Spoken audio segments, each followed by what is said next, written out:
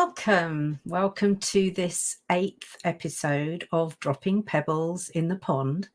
And if tech is playing nicely, which it doesn't always, we should be live on a variety of different platforms. So wherever you're watching, whether it's Facebook, LinkedIn, YouTube, and whether you're watching live right now or watching the recording, welcome to my show.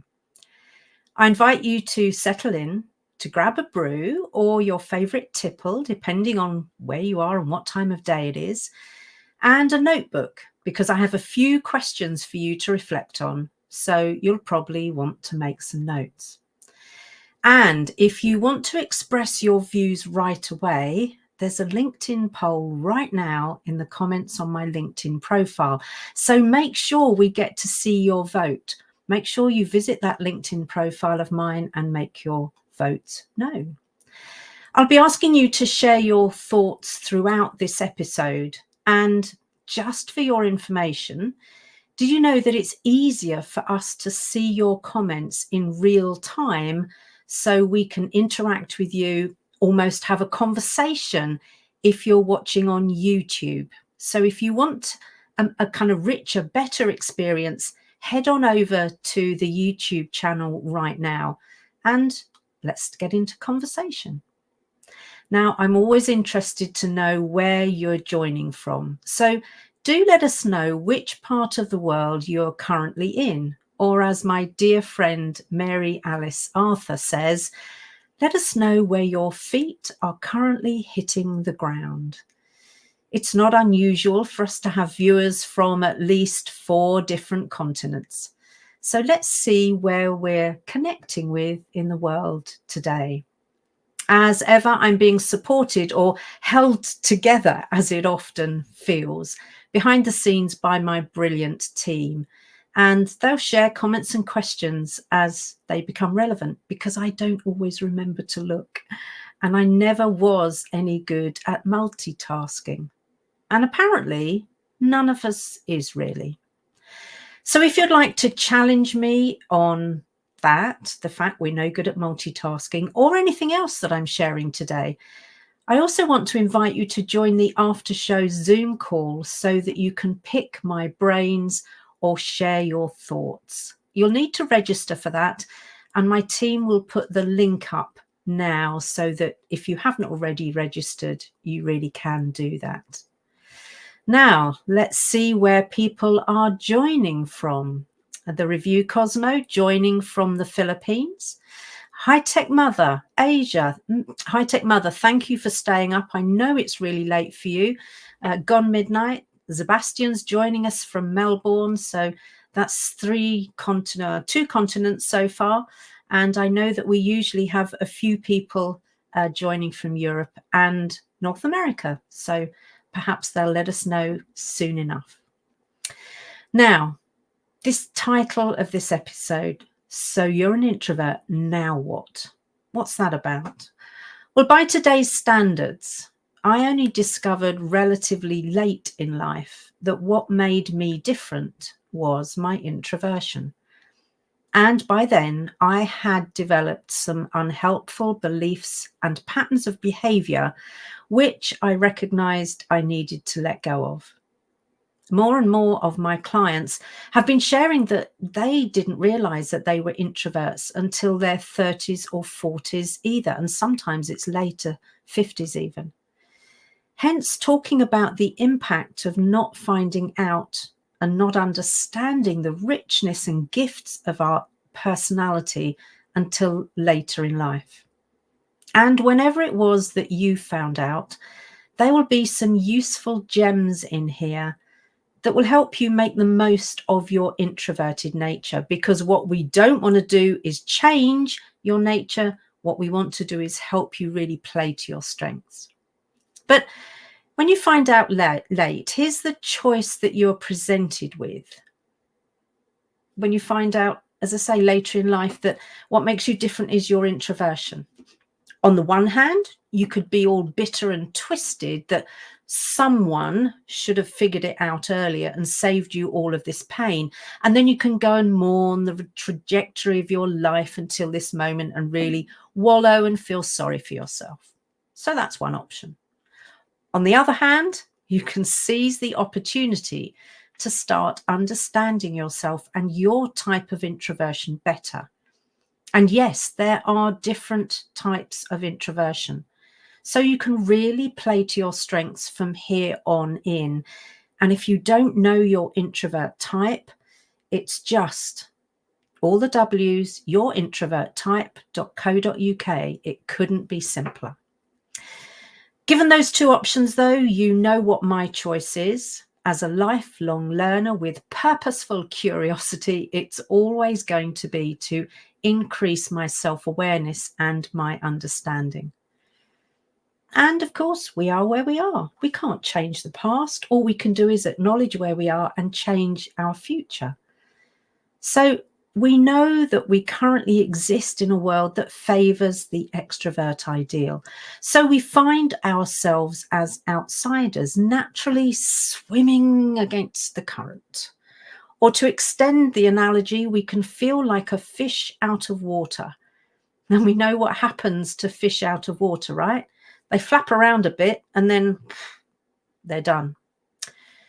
At some point, many of us get so tired from the effort we're expending that we grudgingly decide that we need to go with the flow.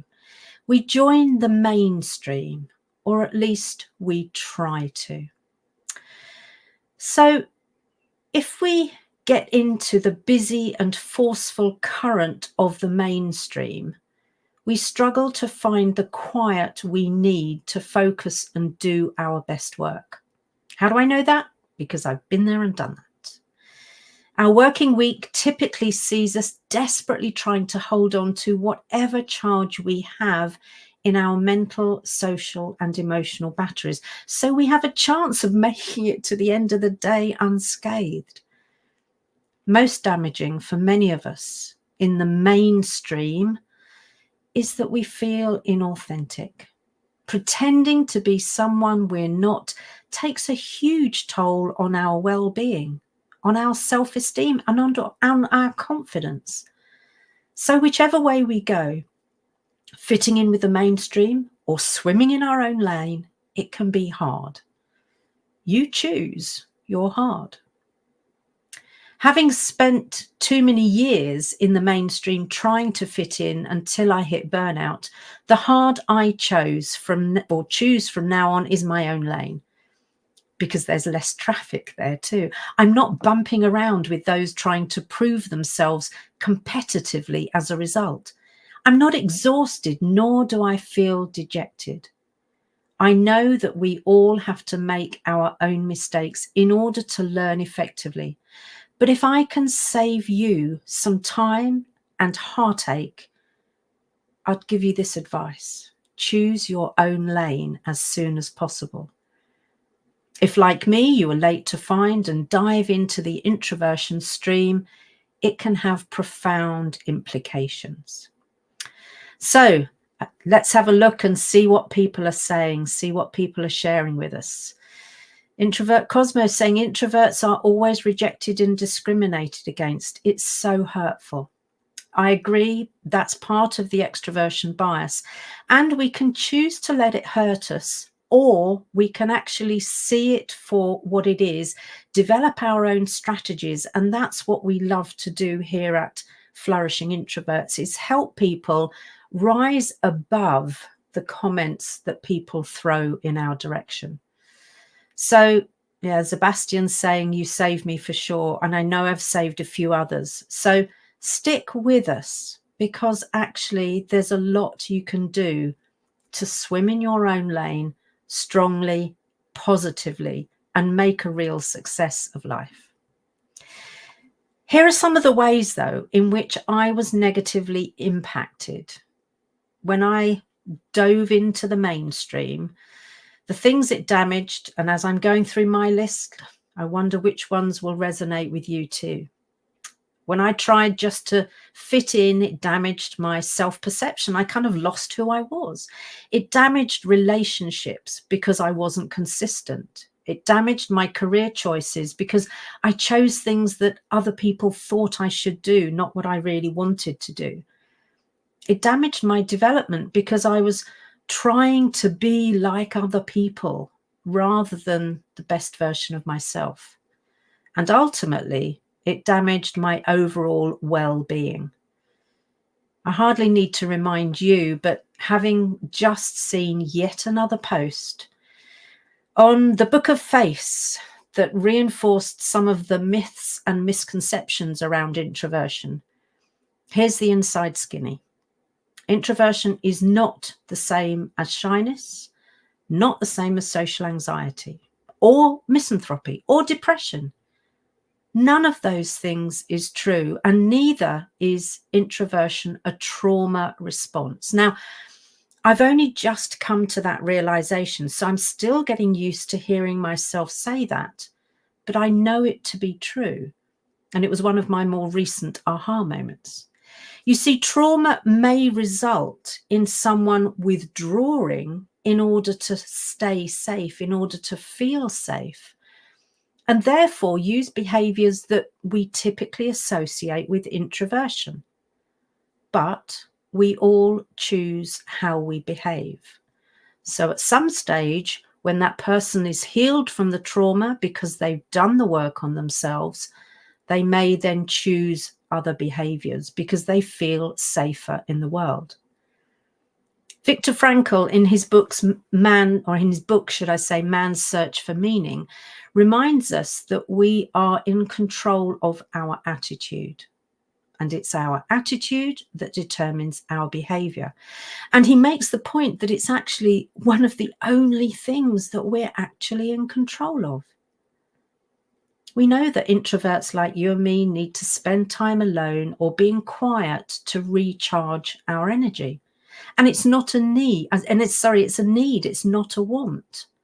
Needs are those things without which we don't function well. Wants are just the icing on the cake. We need that quiet time to function well. Therefore, let's remind ourselves and others that introversion is not a flaw or a disorder, or, as I happened to see again very recently, somebody was referring to the fact that they were an introvert and therefore they had a disease. It's not that again. Introversion is a variation in temperament that comes with its own strengths and challenges, as does extroversion. It's not as though extroversion is the ideal. You'll have heard me say, if you've followed my work for some time, that, and I'll say it again, we're not weird, we're wired differently. And when I don't function well, I typically get stressed, even if I don't recognize it in the moment. So one of the reasons I hit burnout after pretending to fit in for too long was because of the stress load that came with that behavior over a prolonged period of time. And you'll know that there are key areas where we can identify stress symptoms. Stress can affect some or all four areas of human functioning. The emotional, our feelings; the cognitive, our thinking and processing abilities; the behavioral, our actions and physiology; and our bodies, the subconscious kind of physical reactions. Let's start with behavior. As I just mentioned, there are experts on this subject and who will point out that any behavior that is out of character might indicate a stress response. We can't just take one thing as being something that's a stress response, though. But it can include things like our eating and drinking habits, if they become extreme one way or the other, chewing our fingernails, pulling our hair. I had a friend who used to pull her eyelashes out, or over or under exercising. All those sorts of things can be indicative of the fact that we're experiencing stress. It's also evident in the way our body reacts. Without us necessarily controlling it, it sweats. We don't sleep so well. Our heart rate increases until we can feel it and hear it pounding.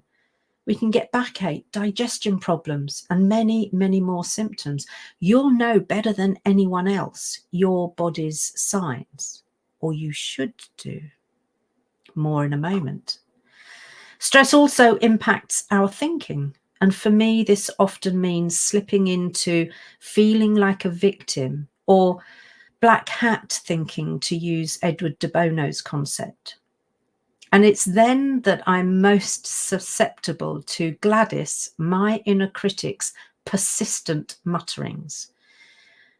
When I notice this, it's an indication to me that I'm starting to experience stress, and I have to work harder to call in my inner advocate for a more balanced perspective.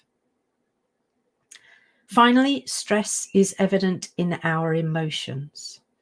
We feel bad, off, out of sorts, upset, angry, sad, despondent, and many other emotions, none of which are particularly helpful in getting us to feel better about ourselves or the situation we're facing. But it's important that we allow ourselves to feel those feelings and then move on. So we're not dismissing them, but we're not wallowing either. So please notice when clusters of these symptoms are evident, because that's your functional body and mind trying to tell you something important. I encourage you to take notice, because your body is oh so wise. But, and a question that I'd love a response to, do you pay attention? Do you notice and take appropriate action? Or do you continue to ignore the signs that your body is sending you, and you try to push on until one day you fall over and hit introvert burnout or worse? So, review Cosmo. Never thought about it from the body tells us angle, something new for me. Yeah, our bodies are key in actually helping us understand, notice what's going on for us. So the more you tune in, and I'm glad I've kind of awoken that in you, the more you can tune into that, the more self-aware we become, and therefore we're able to make different choices. So I'm glad I was able to awaken that for you, the review Cosmo. I think there might be another comment too. High Tech Mother, I'm so pleased you're here. I've missed you. Can I say that? Anyway, started to since 2014, learned the hard way. Oh, you and me both. Body was mad at me. Thanks for reminding me about listening to the body. Yeah, it's something that I need to do on a very regular basis, because it's very easy for me to get lost in my head, in my thoughts, and forget actually to connect to my emotions, to connect to the signals that my body is sending me. So yeah, really important. Yeah, Shelley, you're so right. It seems so important to listen to your body. Shelley, I know, is really good at this. And I'm glad that I got to see Shelley today, because one of the ways Shelley and I connect actually is with our heart-to-heart hugs whenever we can, typically on a Thursday. So I managed to sneak a few heart-to-heart hugs with Shelley today. Sebastian's saying, my body is my number one pointer. Yeah, if I'm in the wrong place or company or stressed or anxious. Yes. And how wonderful that you're really paying attention to that. So thank you for sharing those with us, because one of the real benefits of sharing here is that we recognize we're not on our own. We recognize actually that, you know, if we've harmed ourselves in the past by getting into the mainstream rather than swimming in our own lane, or if we're not paying attention to our body, it will continue to send ever more alarming signals, I guess, to try and get our attention. So we really want to pay attention to that. So how do we own, fully accept, and make the most of our introversion? For me, it's about giving yourself permission for more intentional self-reflection and self-observation, so you notice those signs. I encourage you not to rue the years before you knew about your introversion or before you had the confidence to play to your strengths. Make the most of today and every day from now. And there is real peace that comes from accepting what is and defiantly meeting your needs. So rather subsuming yourself in what is, still being there, prepared to make a difference, prepared to show up for you. By all means, look over past experiences through the lens of introversion, because if you came to understand your introversion later in life, you often look back over life experiences and you find yourself going, oh, that makes sense now. So by all means, look back over those experiences through the lens of introversion, but only so that you increase your understanding and are able to embrace who you truly are, not to live in regret for what has passed. You may have been criticized in the past for not wanting to socialize very much. And we need to appreciate that socializing as an introvert is doable, but will require planned pre-charging and recharging. So please don't collude with the myths that introverts are antisocial. We're not. We're selectively social, depending on the charge in our mental, social, and emotional batteries. And yes, we need all three of these to be fully charged for fulfilling socialization. There's a mouthful. Because being recharged as we get into socializing helps us to slip from the yawn fest of small talk into the delight of meaningful and generative conversations that we so enjoy and that we need. Now, if you understand the importance of pre-charging and recharging and intentionally take that time, drop me a Y or a yes, and let's commit to ourselves to be mindful of the charge in our batteries so that we can contribute and flourish as we desire. I bet all of you monitor the battery charge on your mobile phones and smart devices. It's time we monitor our own batteries too in a similar way. Now, there's another area that may have been far from satisfying for some of you, and that's your career. Because all the while we're trying to compete with the extroverts and play their game, swim in that mainstream, we've not been playing to our strengths. Some of my clients decide that they need to reevaluate their career paths. And if this is you, either find ways to bring your introverted qualities to the fore in your current career, or recognize that either your current role or environment is not conducive to your introverted nature. We don't have to go on suffering. We have choices. This realization can be both daunting and empowering, as it opens the door to new possibilities and opportunities for growth. And it's daunting because it means venturing into the unknown. But then nothing is certain in life. It's the choices and plans like these that some people are looking for when they join the Frustrated to Flourishing program. Because it's so good to have support when you're making these significant life changes, isn't it? So, are you ready for today's pebble? The pebble to go in the pond.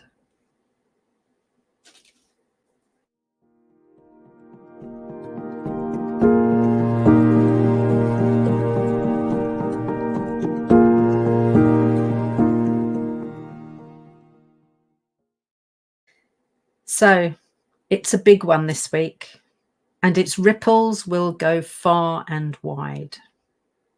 When you accept your introversion and its gifts with a sense of joy and gratitude, you'll realize how freeing it truly is.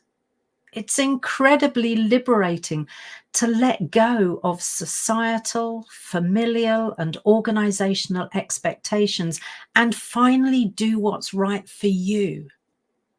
No one says this will be without its challenges, but navigating the world with authenticity, with newfound confidence and self-assurance is truly transformational. After all, your introversion is not a limitation, but rather a source of strength and resilience. I'm going to conclude in a moment, but before I do, there may be a couple of comments that we want to see at this stage. Intentional with Edge. I'm learning a lot about who I am from this episode. Thank you, Rick. I appreciate you sharing that. It's interesting, isn't it, that when we start to really dig into it, there are so many of those aha moments, so many realizations. So thank you. Review Cosmo, I'm really glad I tuned into this episode, and we're glad you tuned in too. Thank you. Tammy is saying, Tammy Ulrich, it just has to be the right people. Yes, it does.